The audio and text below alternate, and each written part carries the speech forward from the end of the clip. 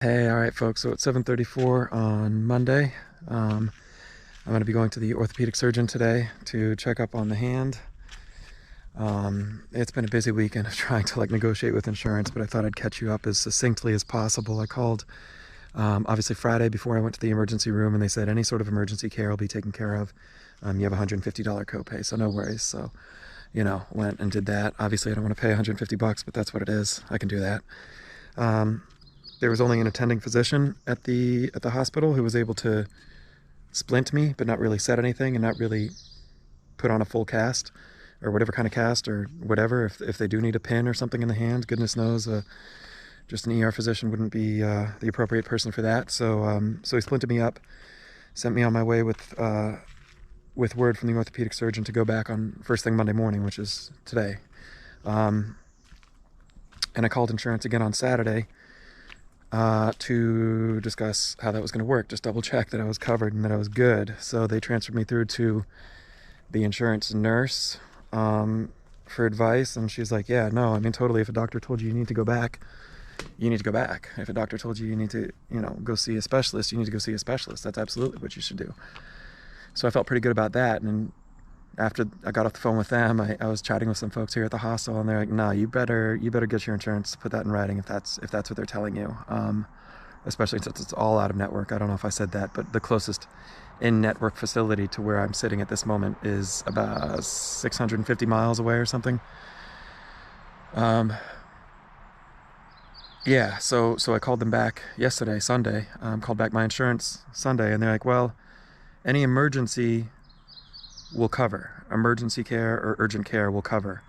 But since you left the ER, this is considered a follow-up visit to go see the orthopedic surgeon, and that we won't cover if it's out of network.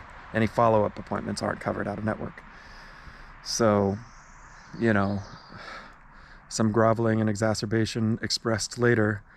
The woman on the phone at Kaiser, my health insurance company, said that what I have to do is, instead of going to the orthopedic surgeon this morning, what I should do is go back to the ER, I assume incur another $150 copay just for stepping foot in the place, but that's neither here nor there. I need to go back to the ER. I need to get the ER physician to call the claims department at Kaiser and explain why it is that the fact that my bone is broken in my hand is an emergency. Because if the physician isn't able to convince Kaiser that a broken bone in my hand is an emergency, then my option is, to rent a car or take a train for many hundreds of dollars to get back to DC and get this set and casted and then come back, which isn't what I want to do at all. But I mean, it's better than paying a freaking orthopedic surgeon out of pocket for every last service rendered. So we'll see. That's what we got going on this morning. I'm going to go to the ER. I'm going to try and convince them not to charge me, try and convince them to make a phone call, hope against hope that Kaiser agrees that a broken bone in the hand is an emergency that needs to be treated, even if it's out of network. And then proceed from there. So, no update yet, but we'll have one soon. Another sort of thing I should probably mention, before I get too caught up in the weeds of negotiating between practitioners and insurance providers, is that it's been a pretty good experience so far with respect to getting rides to the hospital. On Friday when I had the broken hand, there was a woman staying at the hostel who just brought me out there just because she's amazing. I mean, it's 30 miles to the hospital, but it's about an hour away. I mean, an hour one way and then an hour back. So she brought me out there and waited in the parking lot and brought me back, and that was amazing.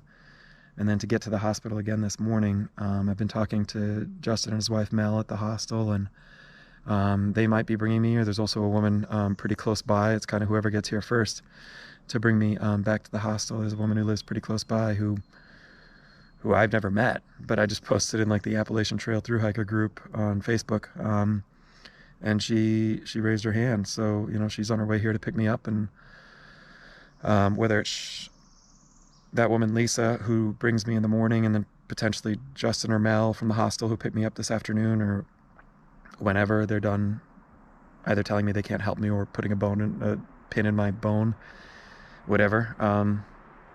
And then the hostel's going to pick me up. But I mean, as overwhelming and complex and thoroughly demoralizing as so much of this has been in the past 48 or 72 hours or whatever, I would definitely, it would be a gross injustice to not state explicitly and outright the deep appreciation I have for all the people who have expressed compassion and graciousness towards me, and that's really been cool. That's really been cool. So, I mean, I have no option but to keep pressing my luck and hoping that the universe works with me here. But that's what we'll see. That's what we'll see. So yeah, now I'm gone, and I'll check back later. GoPro. Yeah, that's how I'm doing my videos. So. Wow, we're gonna be on TV. There you go. Right. No, not TV. YouTube. Yeah. So it's about 10 o'clock. And wonderful Lisa the chainsaw lady brought me in, and Sandy. Hello. Thank you so much. Went out of their way to scoop me up and do me a really huge favor. Yes, thank you so much. I really appreciate it. So. All right, folks, 11:34, and I'm leaving Franklin Memorial Hospital. I've been seen by no medical professional, but I sure think and hope that after spending just about an hour on the phone with Kaiser and having the hospital ER, some hospital ER representative spend just about an equal amount of time on the phone with Kaiser, it sounds like I've now received a referral from a Kaiser doctor over the phone to go see the specialist here in Farmington. So that's where I'm going now. Hopefully just right across the street will be the specialist. And theoretically, I was told over the phone and have it recorded. I recorded the call. Have it recorded that I got top cover now to be seen, and that they'll cover the cost. So we'll see. Hopefully the orthopedist can help me out with the hand that's now been broken for 3 days. So, all right, I'll check back. Well, here we go. The broken hand creek crossing. The only bridge that gets over to the orthopedist is closed for construction, and the guys working the construction won't let me cross with my broken hand. So I'll tell you, I wasn't expecting to ford. Oh, frick. I was not expecting to ford a gosh darn creek to get a broken hand fixed, but hopefully they can fix it.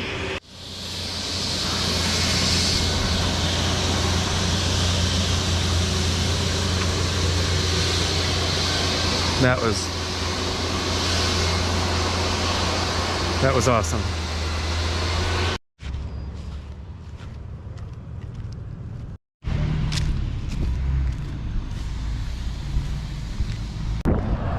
All right, so it's a little after 12:30. I finished with the ortho.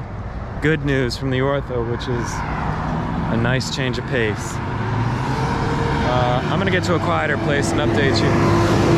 Hey, all right, folks, so it's 6:40. I'm back at the hostel of Maine. I know I said I'd check back later. I mean, I guess it's technically later, right? But a little later than I had imagined. So to catch you up, I mean, fundamentally, it's all good news from the orthopedic surgeon, which is good. If I'm being perfectly honest, I'm not really geared for receiving or accepting good news, to be honest. So yeah, you see I got a downgrade on my brace or splint situation. Basically, he took a look at the x-ray, and for whatever reason felt it necessary to poke directly on the breaks of my hand. He was like, yeah, you got a break here and you got a break here. And I'm like, bro, I can read an x-ray as well as you can. Like, I probably not, but I know where my break is. Like, you don't need to poke on it. But he poked on it, whatever, and he's like, yeah, you got a little break on the second metatarsal or whatever, and a little break, a little chip or whatever on the middle finger knuckle, which is, I think, exactly what I said, or exactly what I suspected anyways, even if I didn't say it. I was able to negotiate with health insurance, and hopefully they're going to cover the visit, but you know, that's not for you to worry about. We'll figure it out. And then he was like, you know, I can put a pin in it, but it probably wouldn't help that much. If it was my hand, I would just wear this brace and be gentle with it and try not to fall again, which is actually really good advice that I wish someone had told me 144 days ago, is not to fall, because I hadn't thought about that. I'm sorry, I'm being sarcastic. But yeah, I mean, it's good news. I got this light duty brace. I got the heavier one, which is on the floor over there with the ace bandage that you may have seen me in a couple days ago. Today's Monday, and it's just late in the day. Again, like I said, I'm just getting back to the hostel of Maine. It's a little past 6 or whatever, and I just don't want to get back on trail tomorrow. Fundamentally, I very much want to get back on trail. Make no mistake about that, but it won't be tomorrow. So day 145 tomorrow is going to be a total dry run of everything that I have. I'm gonna pack my entire pack, all this junk that's exploded out over the past few days all over this room. I'm gonna pack all that up in my pack. I'm gonna walk around a little bit, not very far. I'm not so worried about walking, but then I'm gonna take off my pack. I gotta pitch my tent, drive the stakes, set up the trekking poles, pitch my tent, inflate the sleeping pad, shake out my sleeping bag, get into my tent, zip up my tent, change my clothes, take off my socks, put on my socks, lace up my shoes, all that sort of stuff. I gotta know that I can do that pretty much without this hand. I'm gonna get some water out of the tap and try and filter that, just to make sure that I can filter water with one hand. And it's gonna be tricky. There's no doubt about it. It's gonna be tricky the last week and a half or whatever that I'm on trail here. But at least I get to finish now, I hope. And tomorrow is gonna be the dry run day for sure. I think I'm gonna go ahead and just. I know it's no good for y'all, but I'm gonna go ahead and not film tomorrow as well on day 145. And just kind of take one more day to not worry about it, not have another thing to do, and just kind of get my head right, make sure I can pitch everything up, make sure everything's working enough to go, and then Wednesday, day 146, barring catastrophe, we're back on trail day 146. So that's wonderful. I didn't have to go to DC to get treatment. I didn't have to wait several weeks for a cast or a pin or surgery or a cut. Honestly, getting back on trail on Wednesday is just about the best case scenario, so that's pretty good. I think that's about all I got for you today. I should say about fording that creek or river or whatever earlier. If you couldn't tell, I was awful grumpy about that the guys just wouldn't let me cross the bridge. But when I left the orthopedic surgeon, they were driving back, I guess from lunch or something, and saw me walking back towards the bridge and kind of honked their horn and pulled over, and they were like, "Hey buddy, we'll take you across the closure. Sorry, we had to make you walk across," or whatever. And so that was cool. That was pretty cool. And definitely, Lisa bringing me in this morning was fantastic. Mel and Justin here at the Hostel of Maine, who picked me up an hour away and brought me back to the hostel, fantastic. Like, I'm definitely lucky in more ways than I'm unlucky, and I don't want to stop the recording without acknowledging that and letting you know that I acknowledge that. So anyways, I do appreciate you all checking in. It is day 144, a day of good news, and while I won't film tomorrow, I will definitely check back with y'all on day 146. We'll get back to blaze tapping and AT hiking and all that good stuff, so I will check in with y'all then. Yeah, have a good one. Enjoy your left hand. Enjoy it. Hey folks, sorry, just turned back on. So it's 7:34, and I just kind of sat down to process some of the video from today, and I'm forgetting like a huge shout out as well. Obviously, Lisa, probably the hero of the day, and Justin and Mel over here at Hostel of Maine, fantastic heroes of the day. The construction workers who had the whatever, maybe guilty conscience prerogative or guilty conscience motivation to actually bring me across the closure and not have me ford a river again. That was pretty cool. But one I somehow didn't mention is Carol. Carol and Kevin up in Buffalo. My wife's aunt and uncle. Totally unprompted, totally unexpected, totally unnecessary, and way too much. But definitely through some profound generosity and kindness our way, and that's pretty huge. So thank you. I'm sorry I can't be there to thank you in person. Hopefully in the next couple weeks I'll be in Buffalo, thanking you all in person. But that's totally amazing and totally unexpected, totally unnecessary, and just more than anything appreciated.